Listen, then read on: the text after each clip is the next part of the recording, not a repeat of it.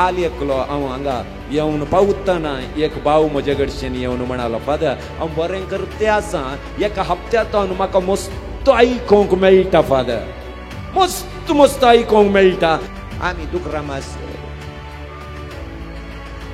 या इतलें मेळ्ळ्यार आमकां पुरो, दुसरें कांय नाका आमकां. आमी मागचे इतलेंच, दुकरामासाची रेट एक डावन जाल्यार पुरो तितलेंच. कित्याक म्हळ्यार आमचें पॉयंट लांब ना मोगाच्या भावनांनी भयणीन, आमचें पॉयंट बारी मोठवें. आमी चिंता 70 वर्सां 80 वर्सां ते पयल्यांच्या काळार जालें, आतां आयवताक पुक्को. आनी केल्ल्यांक आनी जिवांत आशिल्ल्यां पासत मागचें. कातोलीक पबी सभेंत बरो एक संप्रदाय आसा, मेल्ल्यां पासत मागचें. तर मेल्ल्यां पासत मागचें कित्याक म्हळ्यार मेल्या उपरांत कांय करूंक साध्य ना.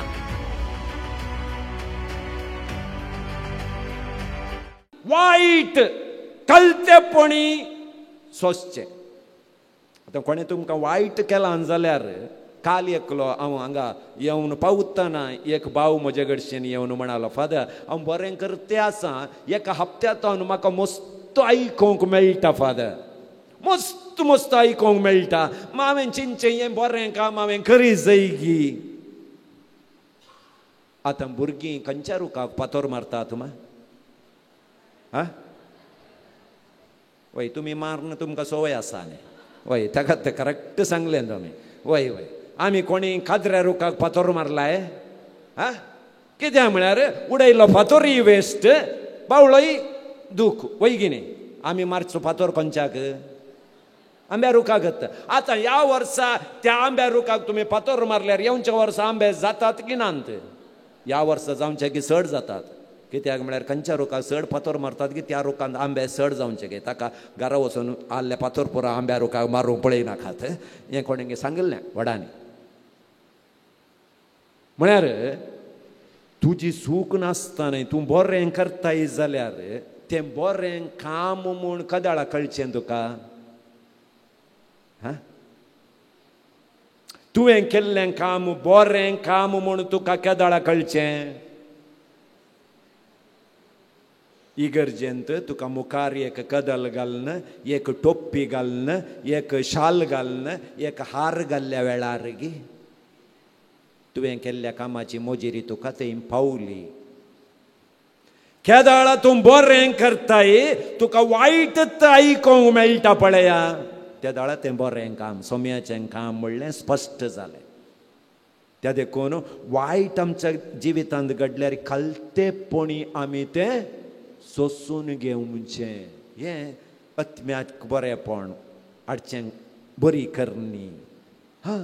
तातूंत आमकां कळ्ळें तांणी होगोळशीचें, ताणें वयर दवरचें ना ना ना. तूं बरें करतना चड फातोर पडटीतच. त्या देखून तुवें बरें करचें सोडचें न्हय. गलातकारांक बरयलें पत्र 6 अध्याय 7वी वळ. थोड्यांक बरें करून करून पुरो जालां, सोडलां तांणी.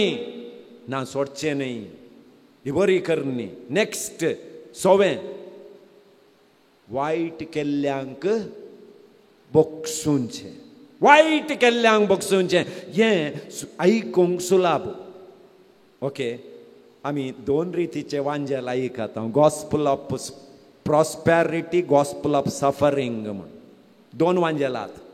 पोरनो तेस्तामेंत, नवो तेस्तामेंत मात्र न्ही. गॉस्पल ऑफ प्रॉस्पेरिटी तो आयकोंक बरें आसता.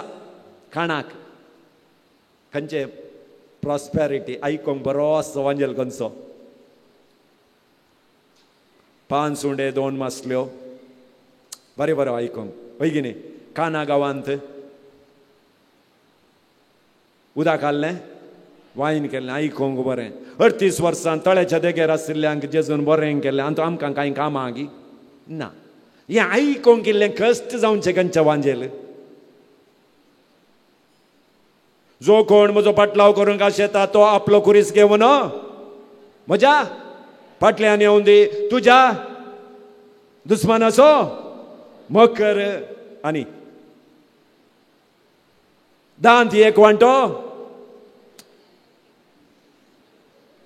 वय की न्ही? हें पुरो आयकोंक केल्लेशें किरकिरी. कित्याक म्हळ्यार हें आनी तूं काम आसा, बेश्टें जायना. ओजे खांद दुखता वय गे न्ही हा आतां आयकोंक बरें पेले आसो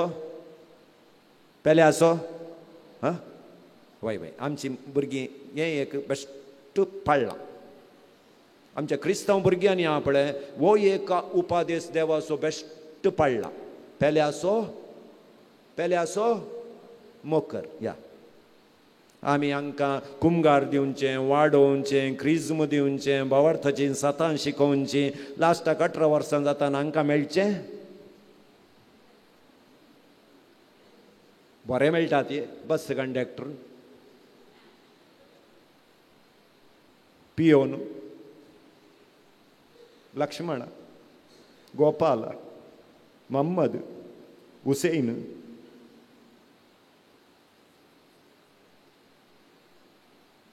वय वय हांसा तुमकां हांसो येतात हां तुमच्या भुरग्यांक नीट करूंक तुमकां जायना आनी काल बिट्टपद तुम्बी सक्केल्ली ತುಂಬ ಜನ ಕಾಯ್ತಾ ಇದ್ದಾರೆ हें आयकल्लें हांवें म्हज्या कानांनी आयकल्लें कॉलेजींत रिती दिवंक येताना आयकल्लें गाळ पाडूनांड क्रिश्चन पणजोकलेक गाळ पाडू बेग तिकबा आक्कल नाकल लाक्कुजेर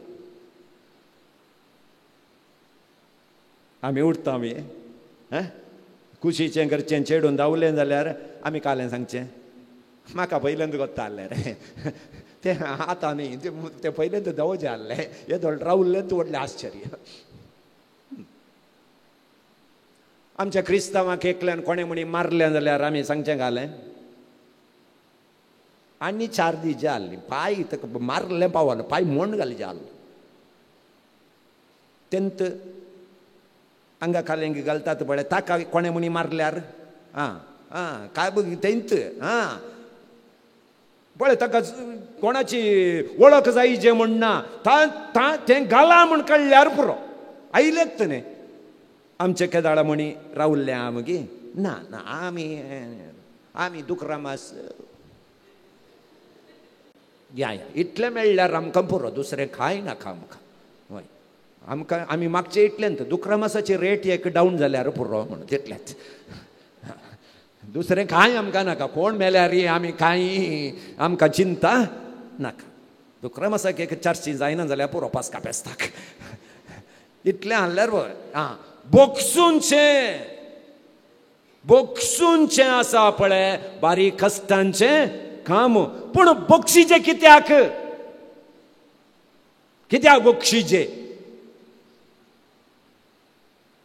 कच दिब आमच्या आत्म्याक फायद्याक पडची बरी करणी बोगसाण दिवचें कित्याक बक्षिजें आतां चिंता आतां 6 वरांक तुमी घरा येताना सकल थंय मार्गादेगेर गुलाबाचीं झाडां आयल्यांत थंय दवरलां ताका गोत्ता हांगा नायट विजिलाक आयिल्लीं अर्दे न्हिदेंत आसलीं गेगींग खाण येतात म्हणून गोत्ता तो सांगता 100% नाकू केंपो हळदी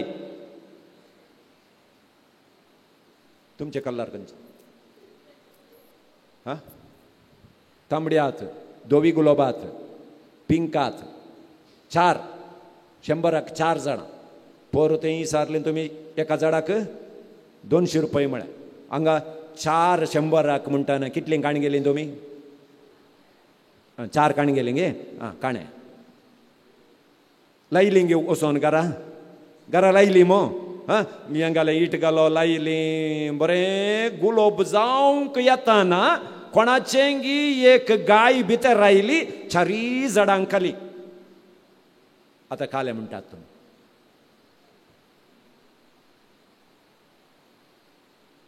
4 झाडांक खावन सोडली मुळात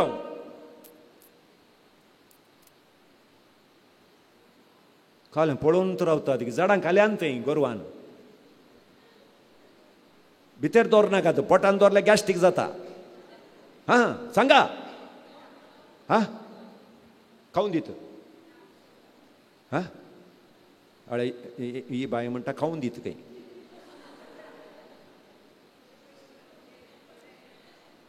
फस्ट गाळी सोंवच्यो कोणाक कोणाची मेल्ल्याची गोरवां कोण ना अळे तांकां सोंड घाण घेवन तांकां गोरवां पसून जाता तांकां एक बांदून घालूंक जायना न्हू. केल्ली कोणें? गायीन. गाळी कोणाक? गायीच्या ओनराक. वय की न्ही? आतां तुमी एक वायट काम करतना लोक कोणाक गाळी चोवता? ओनराक.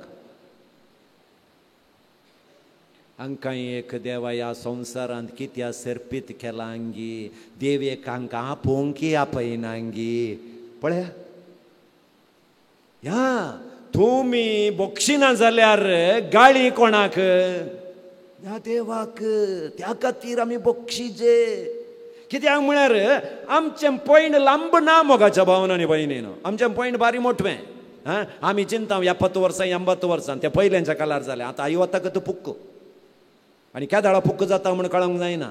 हें आधार कार्ड आयल्या उपरांत पळय, आधार कार्ड आयल्या उपरांत तांबड्या बसांत आमकां शिटाय ना. दादल्यांक सीट ना, पयशे आमी दिवचे, सीट हांकां. खाली कार्ड दाखोवन पर्सांतलें कार्ड काडलें.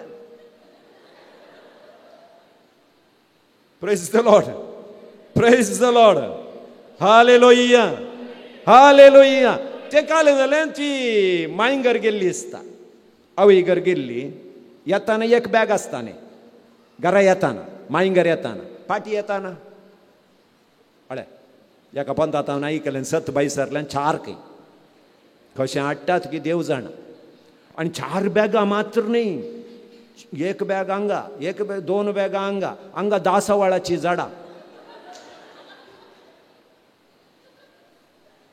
इतलें पुरो काण घेवन बसाक सडटात. तो कंडक्टर म्हणटा बेग बले ये, बेग बले. ही म्हणटा यांच्या भरपुणा. एका बॅग हाडून कोणें सांगलें? जाली ही 4 बॅगां काण घेवन बसार बसली. तुमकां गोतात आतांच्या काळार सीट मेळना, त्या भाग्यवंताक सीट मेळिल्ली.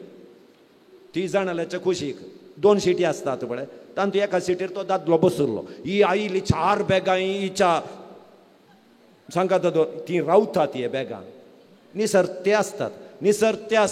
निसरले कालें जालें बसोन ताच्या कुशीक पडची बॅगां. ही खंय हंपनकट्टे बस स्टँडार सडल्या. हिका देव जय जाल्लें फरंगीपेटे. याच्या मोदें एक बॅग ताच्या कुशीक पडचें. ही हांगा ती केशे मुखार येता आनी हिकात ती एक नमोण जालें. 4 बॅगां आसात न्ही, निसर पडटात न्ही. हिणें म्हळें मामा बॅग तुज्या आंगार पडते आसा, तुका कांय राग येना न्ही? 4 बॅगां घरा गेल्लीं तशी हाडून आयलें हांव. ताका तो म्हणलो भयणी नॅक्स्ट स्टॉपांत हांव देंवता. हांवें काल्याक राग करचें. आमचें पयण लांब ना, आमचें पयण बारी मोठवें. म्हजें आनी तुजें पयण बारी मोठवें. ह्या मोठव्या पयणांत आमी तोंड फुगोवन सोंड फुगोवन जियेल्यार आमकां बोगसाणें मेळटाय ना. बोगसाणें दिल्ल्या वेळार मात्र बोगसाणें आमकां मेळटा. त्या खातीर आमच्या ह्या मोठव्या पयणांत कित्याक सोमी म्हणटा पळय, कांय इल्लें सोडवणें जाल्यार सुर्या बुडच्या पयलें तें सामाकरण काणें घेया.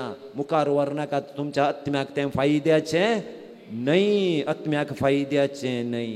त्या देखून आमी बोगसूंक जाता तितलें प्रयत्न करचे. 7वी बरी करणी मेल्ल्यांक आनी जिवांत आशिल्ल्यां पासत मागचें.